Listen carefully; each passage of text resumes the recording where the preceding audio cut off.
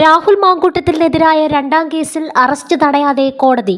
23-കാരിയെ ബലാത്സംഗം ചെയ്തെന്ന കേസിൽ രാഹുൽ മാങ്കൂട്ടത്തിന് തിരിച്ചടി. തിരുവനന്തപുരം ജില്ലാ സെഷൻസ് കോടതിയിൽ സമർപ്പിച്ച മുൻകൂർ ജാമ്യഹർജി വിശദമായ വാദത്തിനായി തിങ്കളാഴ്ചയിലേക്ക് മാറ്റി. കേസിൽ രാഹുൽ മാങ്കൂട്ടത്തിന്റെ അറസ്റ്റ് കോടതി തടഞ്ഞില്ല. തിങ്കളാഴ്ചയ്ക്കകം കേസിൽ വിശദമായ റിപ്പോർട്ട് സമർപ്പിക്കണം എന്നും കോടതി നിർദ്ദേശിച്ചു.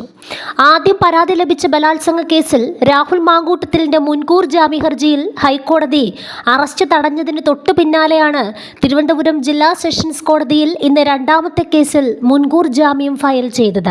ഹൈക്കോടതി ഉത്തരവ് വന്നതിന് തൊട്ടു പിന്നാലെ അഭിഭാഷകൻ ശാസ്തമംഗലം അജിത് കുമാർ തിരുവനന്തപുരം ജില്ലാ സെഷൻസ് കോടതിയിൽ രണ്ടാമത്തെ ബലാത്സംഗ കേസിൽ മുൻകൂർ ജാമ്യഹർജി ഫയൽ ചെയ്യുകയായിരുന്നു.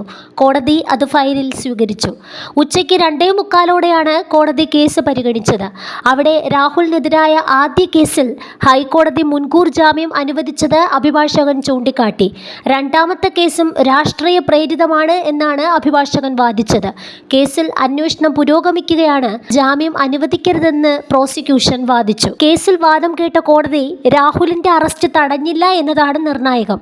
മൊഴി രേഖപ്പെടുത്തുന്നതുവരെ അറസ്റ്റ് നടപടികൾ ഉണ്ടാകില്ല എന്നാണ് വിവരം. തിങ്കളാഴ്ചയ്ക്കകം കേസിൽ വിശദമായ പോലീസ് റിപ്പോർട്ട് സമർപ്പിക്കാൻ കോടതി പ്രോസിക്യൂഷനോട് നിർദ്ദേശിച്ചു. തനിക്കെതിരായ കേസ് കെട്ടിച്ചമച്ചതാണെന്നാണ് ജാമ്യാപേക്ഷയിൽ രാഹുൽ മാങ്കൂട്ടത്തിൽ പറഞ്ഞത്. കേസിൽ ഇരയോ മൊഴിയോ ഇല്ല. KPCC പ്രസിഡന്റിന് വന്ന ഇമെയിലിന്റെ അടിസ്ഥാനത്തിലാണ് കേസെടുത്തിരിക്കുന്നത്. എന്നാൽ കേസിനാസ്പദമായ സംഭവം നടന്നിട്ടില്ല എന്നും രാഹുൽ മാങ്കൂട്ടത്തിൽ പറഞ്ഞിരുന്നു.